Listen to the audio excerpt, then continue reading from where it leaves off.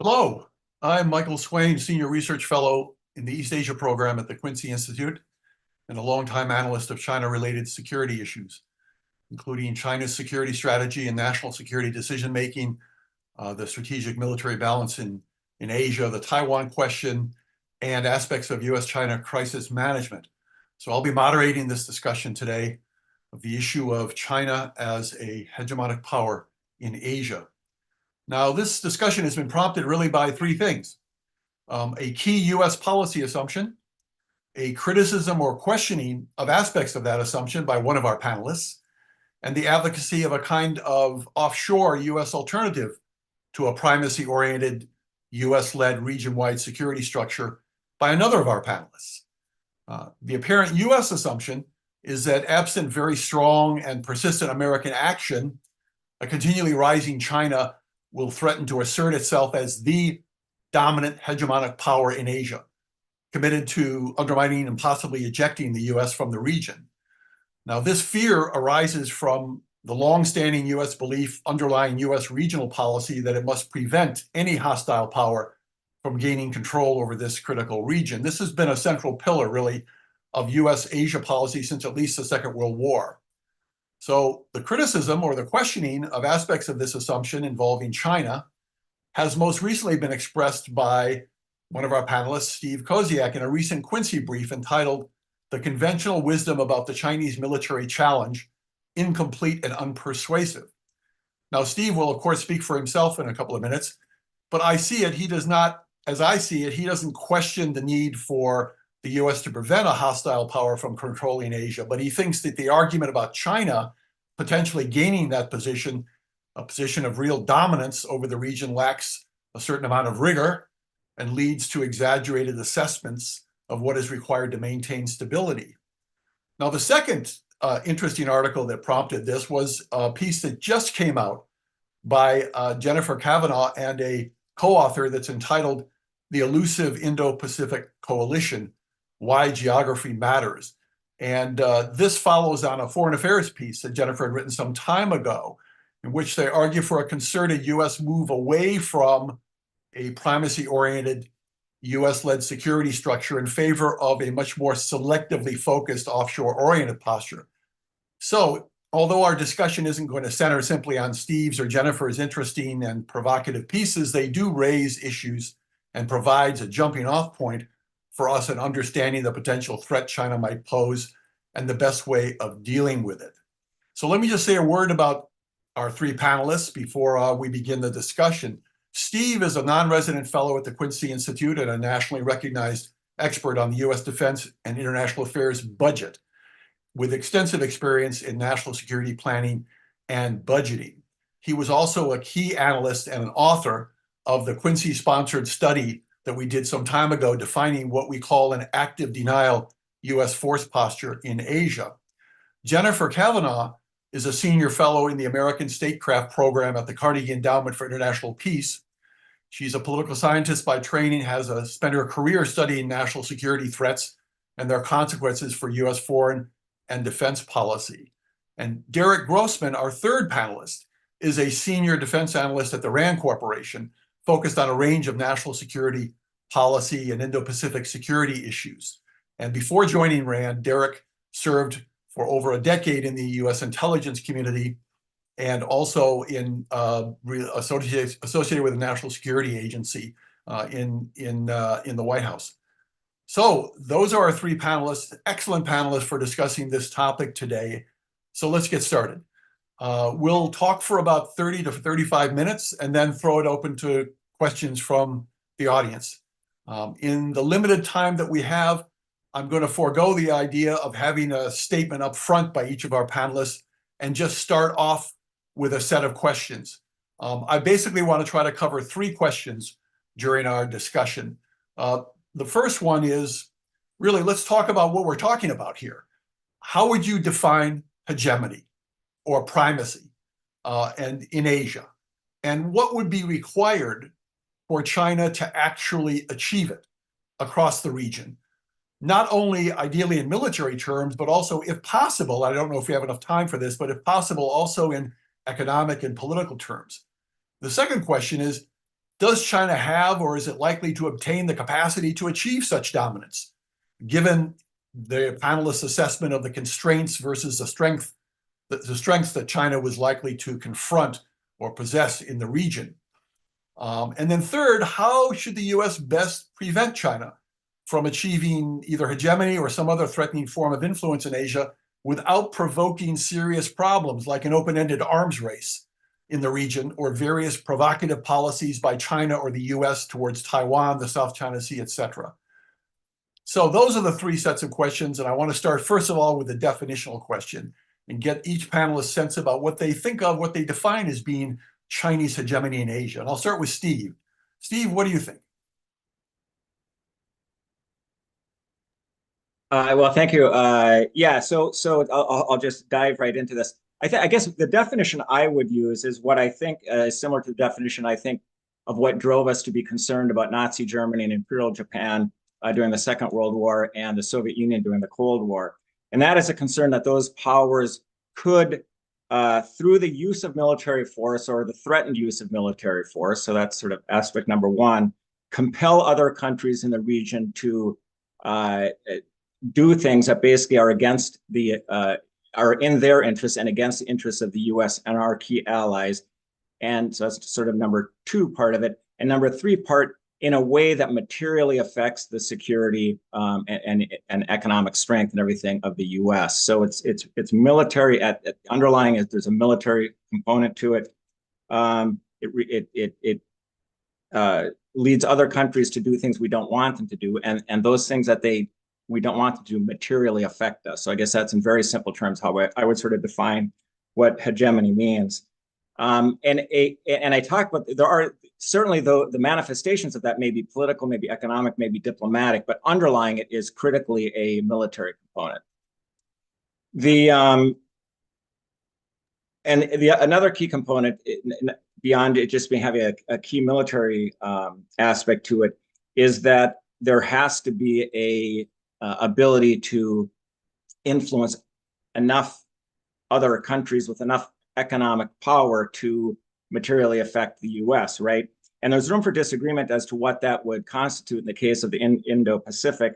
But just as a reference point, during World War II and the Cold War, we were worried about pretty massive concentrations of economic power. At their peak in World War II, Imperial Japan and Nazi Germany controlled about 45% of global GDP, and we were concerned that the Soviet Union could achieve a similar level of control during the Cold War. So that is so in essence, I think that's those are the key. That's sort of my definition, I guess, of what it means to be a hegemon. Do you want me to go on to the what would it take for China to achieve that, or is that a separate question? No, I think we're gonna address that in just a second. I want to take the questions one by one and get each panelist's assessment of what they think. Jennifer, what is your take on this? Your Washington Quarterly piece seemed to assume that the Chinese that hegemony was indeed an issue, a major issue here, Chinese hegemony, and that China could potentially attain that kind of position. So, what would you define as being the, what hegemony would look like by China? Would you agree basically with Steve, or would you sort of qualify it? I agree on much of what Steve said. I guess I would differ on a few points. I generally think about a hegemon as a state that is able to act as the dominant veto player over the political and economic decision-making of other states in the region, most other states in the region. And military power is certainly a major component, a way that any hegemon is able to enforce its preferences on the states that it yields or wields influence over. But doesn't just have to be military power. And I would argue that China has come a lot further in economic power, and we can talk more about that later. It definitely doesn't require military conquest. It doesn't require having an empire, but it does require the ability to credibly project power across the region. Otherwise, your threat to use military force if a state behaves in a way that doesn't match up with preferences is it doesn't carry much weight. So the ability to project military power, I think, is important. It also requires political sway.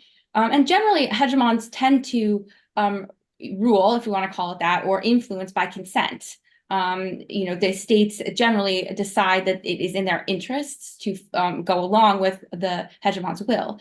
And that tends to be because the hegemon does a number of other things in addition to coerce and influence, which is to provide order and processes, often institutions, and sometimes public goods to other states. And so the US has served that role regionally and globally for decades in terms of guaranteeing freedom of navigation and setting up institutions to manage conflicts and providing a range of other security and economic benefits, which it also benefits from, but which do come with responsibilities and costs, which we've seen in terms of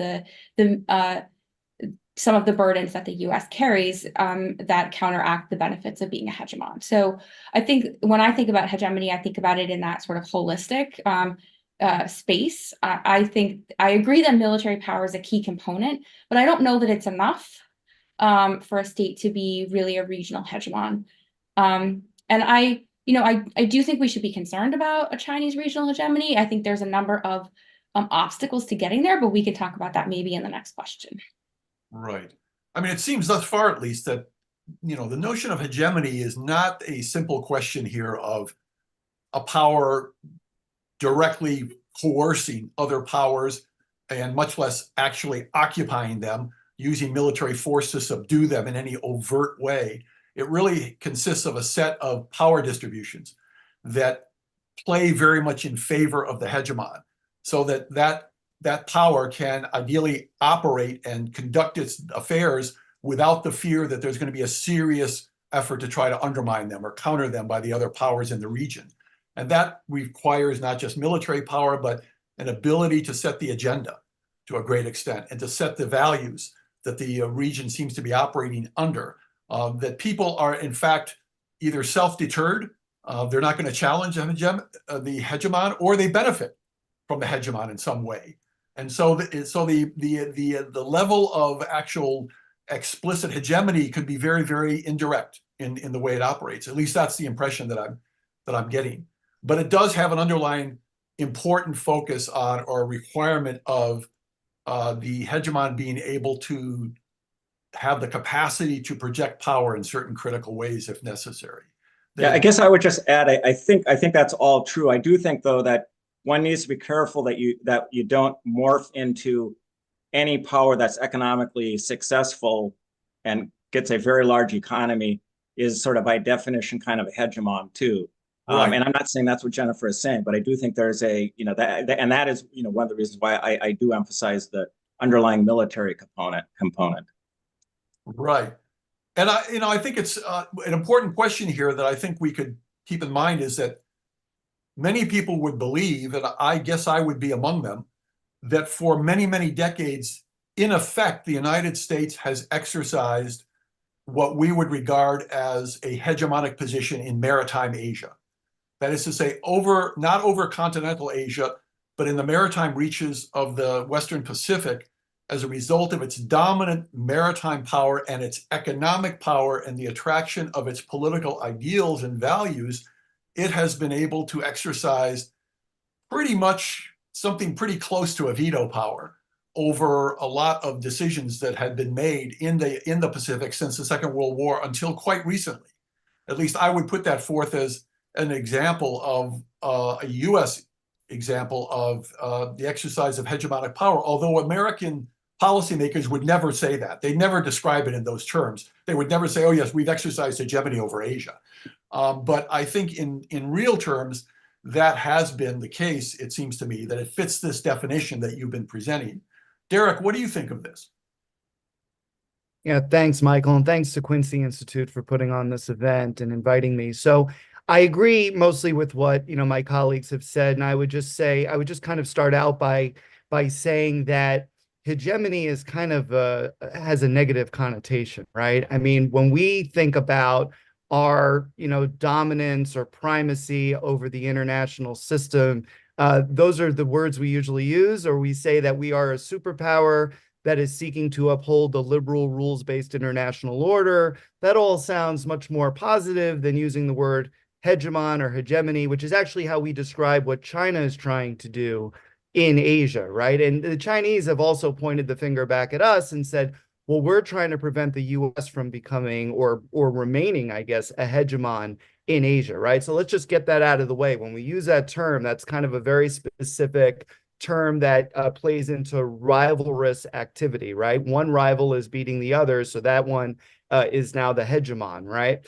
And so I would just add to what I think what Jennifer was pointing out, that it's not just the military component that's important in terms of defining a hegemon. It is important, right? The ability to project power, across the region, and especially versus your rival, and to fight and win a war in Asia. That's important, but there's also diplomatic and economic, and frankly, technological. I would also add technological and ideological components to defining who has hegemony over the region.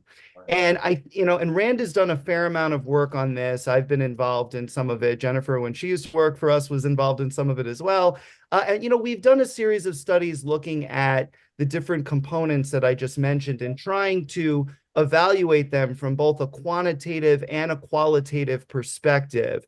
And the answer seems to be, we haven't really done like an updated version. I'm looking to do that sometime in the near future. But in the past, the answer seems to be that the US is still mostly kind of in the driver's seat, but that advantage, especially in the last 3 to 5 years, has very much been narrowing in China's favor. And you can look at, any of the indicators, diplomatic, economic, military, or security, if you want to be more kind of broad, right? Technological and ideological, in all of those categories, the Chinese are making real gains. And in the economic category in particular, we in the United States, unfortunately, lack a real economic strategy in the Indo-Pacific. And so if you look at a map, even just comparing today versus 10 or 20 years ago, a lot of the countries who were our number one economic partners have now switched to China, right? So that is the fact that it's not going in our favor is what I think is worrying a lot of folks in Washington. So I'll leave it there so we can get to the next questions. Thanks. Great. Well, thanks. I mean, what this all suggests to me is that now, if you move on to the second question here, does China have, and I think the answer to that is no at this point, but is it possible that it could obtain really a hegemonic position, get a capacity to exercise hegemony? And it sounds like, that's a pretty high bar. It has to meet a range of different requirements that certainly are rooted in military requirements, but go well beyond it as well, and really come into the whole question about calculations of political priorities, values, what kind of general system, pattern of global governance and regional governance, etc., and whether or not a hegemon can really exercise dominant influence over setting those kinds of agenda and maintaining them over time. So I guess then the question becomes, okay, how do you see China in terms of its capacity to achieve that kind of an objective, even though you've seen the kind of changes in a relative sense that Derek just mentioned? What's your assessment of the constraints versus the strengths that China would face in trying to establish a genuine position of hegemony in the region? And Steve, I know you focused a lot on the military dimension. I'd like to hear more about that. So so I guess I would just say a little bit more about that. I think this points out that one really, not only does one have to be kind of precise about what one means by hegemon, but there are different kinds of hegemon, right? And it is one that is based on economic competition and cultural influence and diplomatic skill, the same as one that is based underlying on military threats of military force. Is that the same thing? Should one be equally worried about that? Or do they really mean the same thing? So I think that's something that I think is complicated, right? And I don't think we all probably share the same notion of that. But so as I say, in my view, the underlying, what really makes the I guess I would place more emphasis on the military component of this than the other two guests. So what would it take I think the one thing to point out is that Taiwan is I think what it would take for China to establish hegemony, given my sort of military view of this, I guess, is the ability to use military force, or at least have a credible threat of military force to threaten major economic powers in the region. And to be clear, that doesn't mean Taiwan. It doesn't mean Taiwan and Vietnam and the Philippines. That's not sufficient, right? Taiwan has a GDP of about 1% of global GDP, equivalent to about 1% of global GDP. Add in Vietnam and the Philippines, and you get up to about 2.5% of GDP. Those are consequential, but that is not the kind of control that makes you a hegemonic challenge, right? So it has to be the ability to militarily, in my mind, threaten, or have the capacity to threaten major economies in the region like India, Japan, South Korea, Australia, Indonesia, which do have a significant economic resources on the order of 16% of global GDP at present. And so the question is, to my mind, the question is, can China credibly threaten those countries, those major economic powers? And I think the answer is, at this point, certainly the answer, I think, is no. It's very difficult to see how China can pose a credible threat to those countries. In World War II, Japan was able to launch amphibious invasions against a number of countries in the region, obviously, but those are very different times against weak colonial governments that had largely been defeated by or were under severe duress from Germany in Europe. And using those kinds of amphibious invasions now are very difficult to imagine against wealthy countries with credible military capabilities of their own, especially if assisted by the US in the Pacific. It's also difficult to see punishment strategies that would focus on bombardment or blockade being successful in those areas. They don't have a history of being successful when just conducted on their own. And so if you can't combine them with the threat of physical occupation, which is difficult because of the difficulty of doing amphibious invasions at this point, it becomes very difficult to see China being able to pose much of a very credible hegemonic challenge.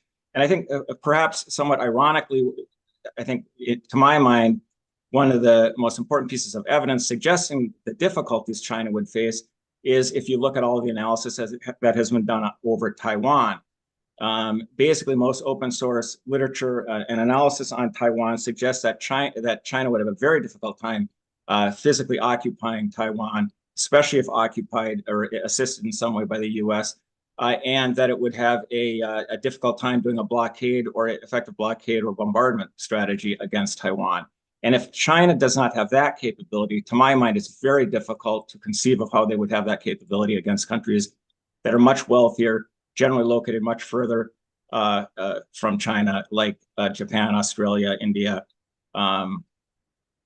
Indonesia. So, to my mind, it doesn't really have that capability, and it's going to be very difficult for it to achieve that capability. Now, that doesn't mean it doesn't pose other challenges, but it does mean that fundamentally, it's very difficult for me to envision China as a truly hegemonic challenge. Okay. Now, I guess one implication of what you're saying here, Steven, is that what this suggests is that in order to prevent China from achieving the kind of hegemony that we've defined as really sort of necessary, or meet the kind of conditions for hegemony that we think is necessary, the threshold for these other countries is not that huge. In other words, they don't have to resort to these massive defense spending increases to necessarily deal with the potential threat that China might pose to them as a military threat, as a threat of actually being able to conquer them. That kind of a threat is one that would be a very, very high bar for the Chinese, and therefore meeting it, preventing it, is not such a huge challenge for other countries in the region, particularly if they are supported by the United States. But I guess that raises the question of, okay, they can't necessarily take over these other states militarily, but could their military power still pose such a concern, if backed by economic power, that it still will influence their calculations in ways that hedge away from American interests and towards Chinese interests? That's a trickier question. So I'd like to get the views of the other panelists anyway. And Jennifer, what's your view on China's capacity in this regard? So I think your last question there is really important, this question of whether or not the military power they have plus their economic power is enough to sway their calculus. And I actually think that's already happening based on the research that my co-author Kelly and I did for the Washington Quarterly article and the Foreign Affairs article. We heard from many states in the region, especially in Southeast Asia, that even though they would prefer the status quo in the Taiwan Strait, or they would prefer to side with the US more strongly, they felt that they couldn't make that decision because they were so economically dependent on China that it was just unsustainable and unthinkable that they would risk the economic retaliation that would follow. So I think one of the reasons why I default to a more inclusive definition of hegemony is that for many states in Asia, especially smaller states, this distinction between security and economics is really blurry. They are very economically dependent on China, and that becomes a security threat. So as Derek said, the US doesn't have a very strong or robust economic strategy in Asia right now, and that is a concern. That becomes a security concern and leads states in the region to question whether or not the US is actually committed, which then again affects their willingness to line up behind the US. Are they really willing to put themselves out there and join a US-led coalition if the US isn't actually committed? Because then they're out there on the ledge and the US doesn't show up, they're kind of in a world of trouble. Right. So I think that's why the economic piece is important, that I think we already see this starting to affect their security calculations. And so I think in ways that are adverse to what the US would hope to see in terms of their alignment choices. In the military space, I generally agree with Steve's assessment that it would be quite difficult for China to actually take over any of these countries for the same reasons that he cites. If we're questioning whether or not China has the capabilities to take over Taiwan, an island that is small and 90 miles from its coast, it seems difficult to imagine it taking over a much larger country that's much further away. And this is another thing that's really a focal point of the work that I've been doing on the region, is the role of geography. Water is a great defensive barrier. So Steve, you're right that I do think that states probably need to spend a little bit more than they are in defense, but it's not buying fighter jets and long-range strike missiles. It's buying air defense and sea mines and other types of very clearly defensive capabilities that can just make the water barrier that they already have more robust, and can take advantage of the distance that they are away from China. So I think militarily, it would be very difficult for China to credibly threaten to take over these countries. But I think that the economic component makes it a little bit more complicated because it does have this weight. But that also suggests an opportunity for the United States, which is to kind of do more in the economic space to lessen that stress. The final point I'll make is that I think it's a high bar for China to achieve hegemony. It's an equally high bar for the US at this point to maintain its hegemony over the region. Just given the shift in the military balance and the unwillingness of countries in the region to make alignment choices, especially if there were to be a conflict. I think that this idea that the US can maintain its primacy in the region with the backing of a large coalition of countries is really unsustainable, especially without a more robust economic strategy and given the challenges it faces in terms of distance and other types of geographical challenges that confront the US. So I think that that's an important point, because we should be concerned about the potential for Chinese hegemony, but we shouldn't think that the answer to that is maintaining a US hegemony, which is why I kind of default to this idea of balancing, which maybe we can talk about later. Yes, I mean, I very much tend to agree with that kind of analysis. I think the question really is not who's going to establish hegemony or maintain it in the region. It's how do you deal with the fact that no power, neither the US nor China, are going to get to that point or maintain that point. So what are you left with then? What is the basis for stability over time? And there, to me, the economic dimension of this, I think, is really critically important. As you say, it causes countries to hedge. and they hedge in certain ways because of their economic interests against the US in certain ways. But I don't think that's necessarily a bad thing. I think that, you know, there is an argument that you can make that the cross-cutting pressures that Asian countries face in dealing with China and the United States, of a potential military threat from China in various indirect ways, and the possibility of US economic weakness compared to China, but yet the US providing some degree of backstop in terms of military security, that creates a certain amount of flexibility for these countries to be able to promote their own security in ways that both ensure their good relations economically with the Chinese and their good relations with the US. What offsets that is whether the US or China push for control. If one side or the other pushes for a maximum level of influence and say, we won't countenance you doing this with the Chinese, it's zero sum, so don't do this, that's when you have a problem. It's not so much, I think, what the countries themselves are doing. I think they're trying to balance and hedge in ways that I think are actually quite good.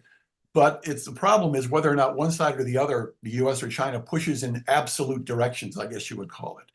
But Derek, what's your sense about all this? You think the Chinese have the capacity to overcome all these difficulties and establish hegemony? And what would it take? Thanks. Well, yeah. So going back to what my co-panelists were talking about, I mean, I think first we need to better understand or assess what the Chinese are trying to achieve here, right? And I heard some talk about China could invade other countries, right? Well, there's really just one country they want to invade, and that's Taiwan, right? And so when we talk about, you know, hegemony in the context of could they successfully conduct territorial conquest, it's really about Taiwan. Now, of course, there is the South China Sea, the East China Sea dispute. There were Chinese encroachments into India, right? So there are other aspects of this, but none are as kind of pressing as the Taiwan issue, right? And so in that context, what I would say is that I'm fairly concerned, right? Because the rise of Xi Jinping at the end of 2012, and then the military reforms that he implemented at the end of 2015 into the beginning of 2016, have really done a lot in terms of professionalizing and modernizing the People's Liberation Army to carry out precisely the mission that they, you know, have been designed for really for decades, right? Which is to invade and conquer Taiwan. And the big X factor for me in all of this is U.S. intervention, right? And because I mean, if you leave Taiwan to fend off a Chinese attack on its own, which, by the way, you know, is not entirely inconceivable based upon what's going on with Russia, Ukraine, for example, right? I mean, we're not sending boots on the ground in Ukraine, right? I think I'd like to think our relationship's very different with Taiwan, but I'm not certain of it, right? In the event of a conflict. You know, if you left Taiwan to fend off a Chinese attack on its own, it's just a matter of time before China is able to conquer Taiwan. So when we talk about do they have the capacity to do a Taiwan mission absent U.S. intervention, I would say absolutely.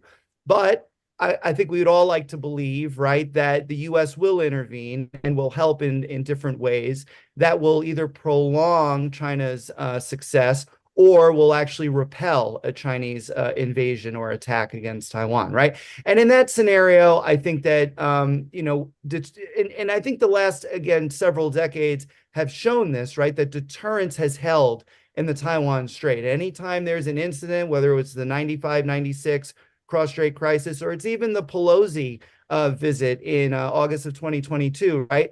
We have seen China decide it's not worth it today to do this, right? To attack Taiwan or to invade Taiwan, right?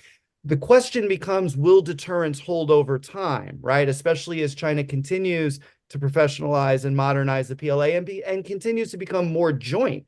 And we've seen this in the exercises, right? Not just between your, you know, Army, Navy, and Air Force, but now with the Strategic Support Force, which is designed to maintain information dominance in a future battle space, as well as the PLA Rocket Force, right, which is an elevated force from the 2nd Artillery that was elevated in 2016 by Xi Jinping, right? So all of these forces kind of working together I think poses a greater threat than your old PLA, which was pretty much army-based and army-driven. It's also important to point out that in the last year, Xi Jinping has sacked several key leaders in the PLA, as well as the Minister of Defense, right? So I think they have some real questions about corruption in their system and their own kind of competence and ability to carry out the mission as well. So that plays into whether they have the capacity to do it longer term. But the intent, I think, is certainly there. Thanks. Well, would I be right to conclude from this, or I guess I just should ask Derek, do you think that the eventual outcome of the Taiwan question, whether it's resolved successfully and the Chinese are able to take Taiwan, either by force or peacefully, do you think that that has a very critical bearing on the ability of China to exercise power in a hegemonic way across the whole region? I mean, do you see Taiwan as really a kind of critical element in the whole hegemony argument, or is it something that we should be regarded as a separate threat that is a threat, that is a concern, but it's not a concern that we should then put in the context of, oh my God, Taiwan's gone, China's on the way to dominating the region? So yeah, it's a great question, and there's been kind of a lot of thought about this. I mean, I think if China were, God forbid, to be able to take over Taiwan, that would certainly help its bid to be the hegemon of Asia. But I don't think it's a necessary requirement for them to still maintain hegemony in other ways: political, economic, security, technological, ideological, all the things I mentioned, right? Without doing they could still do that without doing the Taiwan mission, right? Is my point. And so, yeah, it's not kind of a requirement. It could be an either or. Okay. Well, we're running out of time here, unfortunately. Boy, it flies by. I'd like to go to the third question, the third point, which we've sort of touched on a little bit, but it's really a question of what do we do? I mean, what is the right U.S. force posture, the right U.S. policy, diplomatic, political, economic? We've already said the U.S. is really lacking in the economic area, needs to do much more in there. But what is the threshold? What is the level at which the United States needs to operate in the region to basically ensure its stability and that of its allies and partners in the region, whether it be to prevent Chinese hegemony or not? What do you think the best kind of posture should be for the United States to address these kinds of concerns and the possibility of the Chinese gaining a much greater level of influence in the region? Now, I'll start with you, Jennifer. What do you think? I'm really asking you to sort of summarize your piece.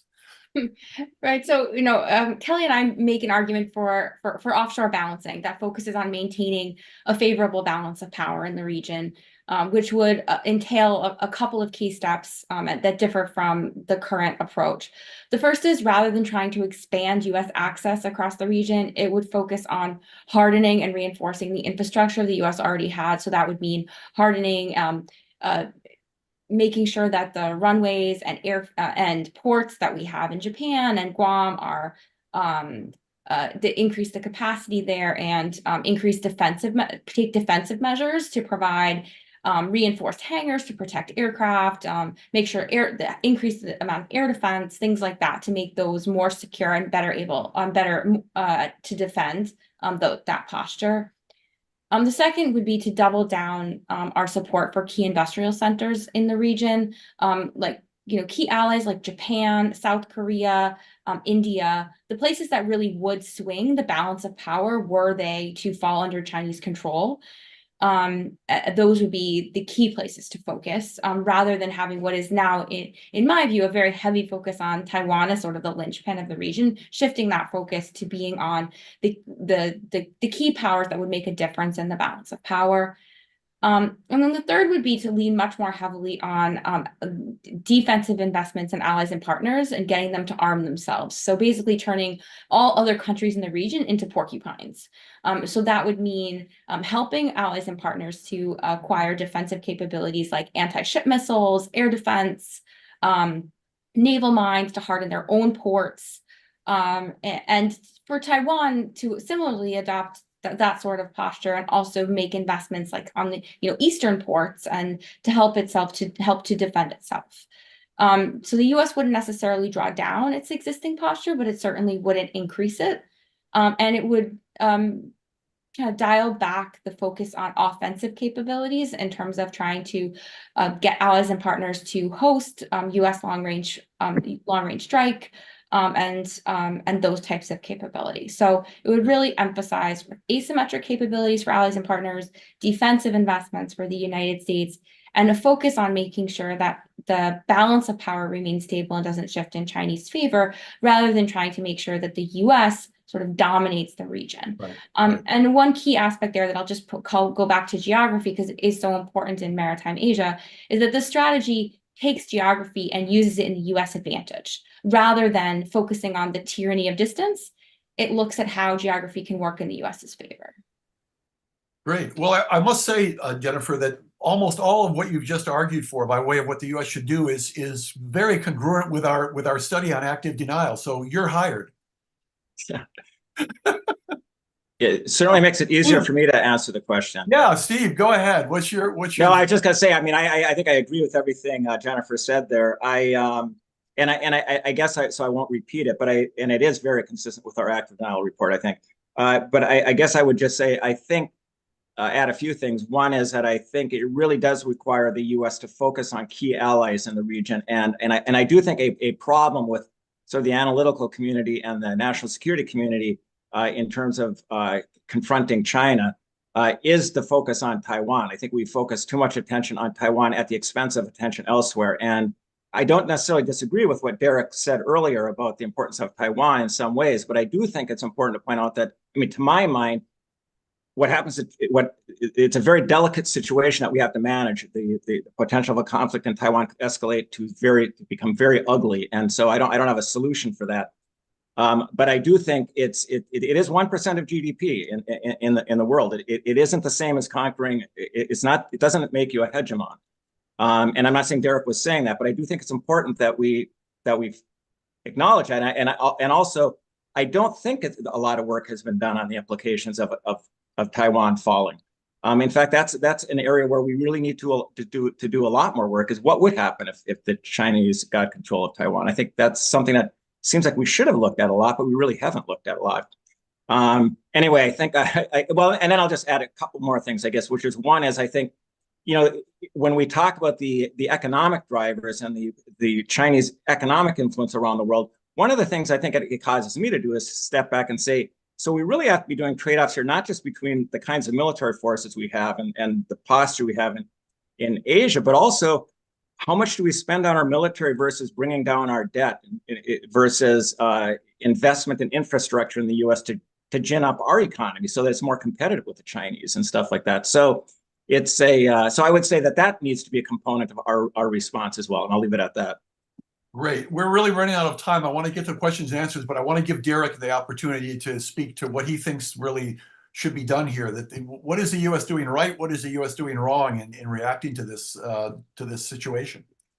Yeah, I mean, I agree with pretty much everything my co-panelists have already said, so I'm not going to rehash that. But I would just add very briefly that it's not just about bolstering deterrence in the region, especially by leveraging, you know, key U.S. allies and partners, but also seeking to try to reassure Beijing that we are not, in fact, going to cross our own one China policy in the context of Taiwan, right? Or do anything else that would be like really untoward toward Beijing, right? And force Beijing to react. I mean, the last thing we want is a spiraling security dilemma. And frankly, I think that we've been like in that death spiral now for the better part of 5 years. Now there's, you know, hope on the horizon, right? We have Biden and Xi. They just had another phone call the other day, right? But I mean, is the kind of post-APEC, you know,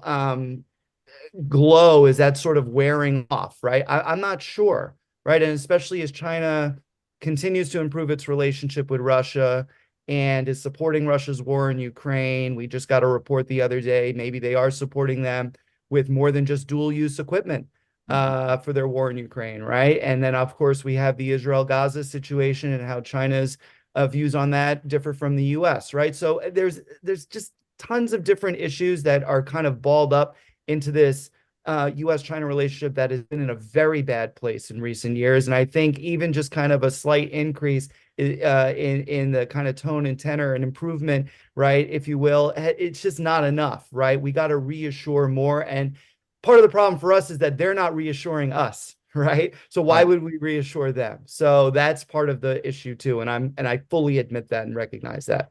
Okay, so thanks. Great, thank you all for addressing these questions. Now let's get to the questions from the audience, and a lot of them relate to Taiwan in particular. And so I'm not, my apologies, but I'm not terribly inclined to get into a discussion right now just about the Taiwan question. I really want to keep the focus on this issue of region-wide hegemony. And in that regard, and this may be a complex question to answer in a limited amount of time, but there's a question from Paul here, who's a friend and colleague of ours, who has been in the US government and focuses very much on the US-China security issue. And he asks, what is the evidence for China having as its goal a form of hegemony that would be hostile to and exclusive of a US role in the region? Would regional Chinese preeminence that accommodated a US role and did not offensively dominate the neighbors still constitute hegemony and thus be acceptable to the US?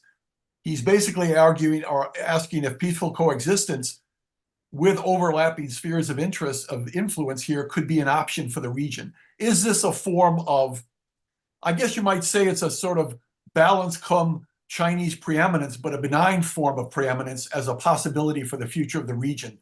Any thoughts from any of the three of you that this is something that could be possible? It really assumes that there is a middle ground that the US and China could reach that would allow them both to coexist in a pretty productive way, even if China had a certain level of predominant influence. I guess I don't have much to say on that. I guess I would just say it goes to the point that defining hegemony is hard. And, you know, there's what is hegemony, and then there's how bad is that particular form of hegemony. I mean, it's difficult. Right. So, I mean, I think in theory, my view would be yes, there is a peaceful coexistence scenario in which the United States and China can function sort of on parallel tracks. And I think the reason I say that is because I think a lot of the institutions and organizations that China is setting up, in my view, like, you know, the Global Security Initiative and their Shanghai Cooperation Organization, these things already overlap with US institutions and alliances, and so far have not been mutually exclusive. There are states that are involved in both of them. And, you know, were there to be sort of a balance of power that were achieved and maintained, I think both countries could function. I think the challenge is deciding sort of like whether that would be acceptable to like certain parts of each country.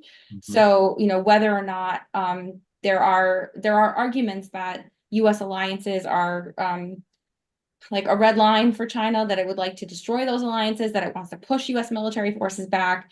And in that version of the future, I don't think that you know, the US sort of foreign policy establishment would accept that. So I think that makes that sort of a no-go. And then there are those within the US foreign policy establishment that seem equally dogmatic about sort of any sort of Chinese gain is unacceptable.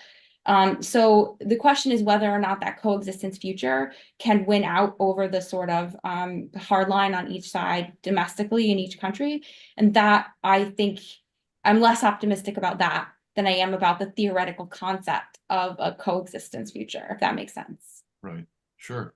Derek, any thoughts on this? Or if not, I'll go to the next question. Yeah, I would just say that, I mean, the period of unrivaled US primacy is, I think we can all agree, pretty much over. Okay, so peaceful coexistence with China seems like the next best option, but the devil, of course, is in the details, right? And you can't just, you know, I used to work with Paul, and I had a lot of, you know, great discussions with Paul during our time in the intelligence community together, and some of them were about these issues, right? And, you know, my contention is you can't simply wish away Taiwan and the South China Sea. Those are huge areas of disagreement, that really core areas of disagreement that we have with China. So how do you figure those out in order to then achieve that peaceful coexistence? I don't really see a path there, unfortunately. Well, as I say, that gets into the question of Taiwan, and we should have another whole webinar about U.S. policy on Taiwan, because I have some very strong feelings about that.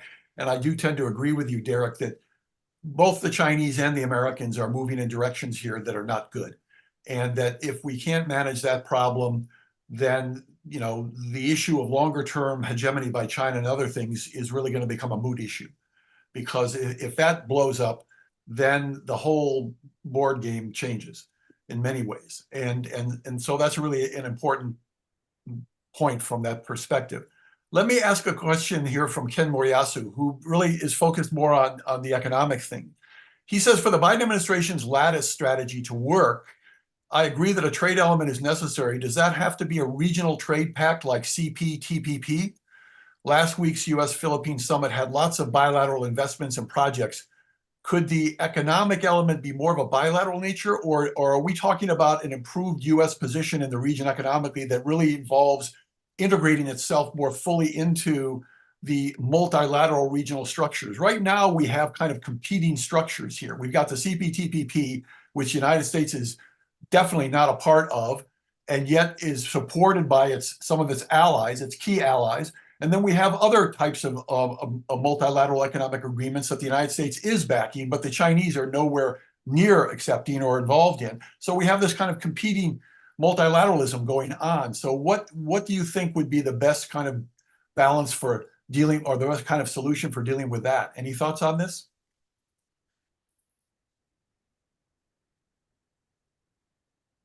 No?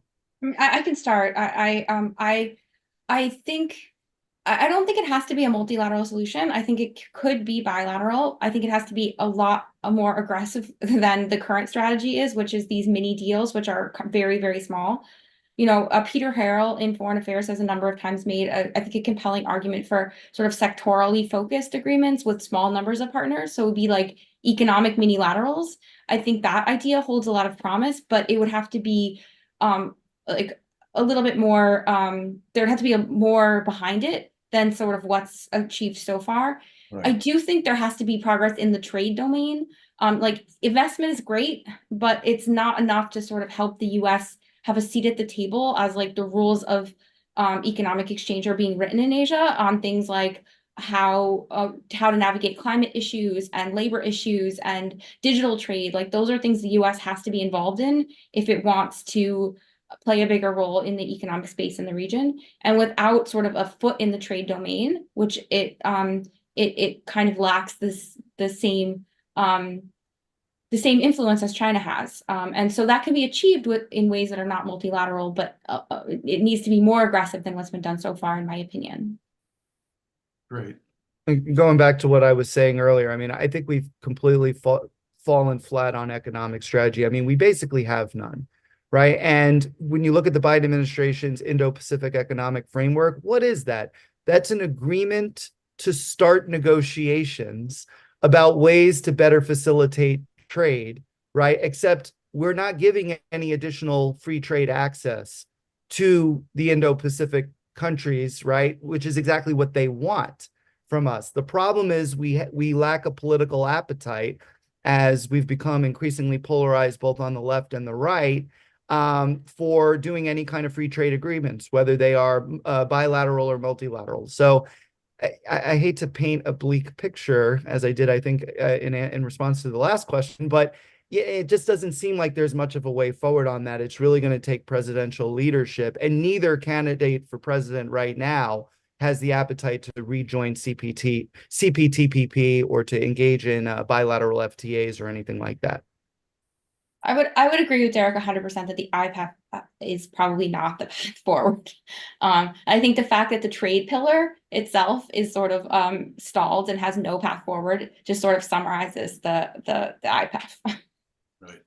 I mean, I would just simply add very, very quickly that I think at the same time, it is a bit of a mistake for some people to assume that China's trade position in Asia is a clear channel to it achieving the level of dominance that we're talking about as a hegemonic power in the region, because there really is a kind of a balance in the region. If you're just talking about the US and China as economic, not just trade, but economic players in Asia, the US loses out on the trade front for sure. But at the same time, the sort of China-centered value chains that exist in East Asia are really held together by American, European, Japanese, and increasingly South Korean and Taiwanese capital and technology. And in those areas, the Chinese are behind, particularly in the capital area, in financing. Other than some investment in infrastructure projects, they don't offer the kind of capital incentives that you get for private businesses from the United States and in foreign direct investment, where the United States is still a big player in the region. So I think I'm not by any means discounting what you're saying. I'm just saying it doesn't necessarily move in the direction that China is this hegemon that's about to, or this behemoth that's about to take over the region economically. It still remains a very uncertain question. Let me ask a question that maybe Steve would be able to address, which is from Joel Sokolsky. And he asks, does China present an ongoing threat to freedom of the seas, of the international commercial sea lanes of communication, the SLOCs, in Asia? Is that a critical question there that really does relate to the whole hegemony issue, freedom of the seas and the obstruction of what's called SLOCs?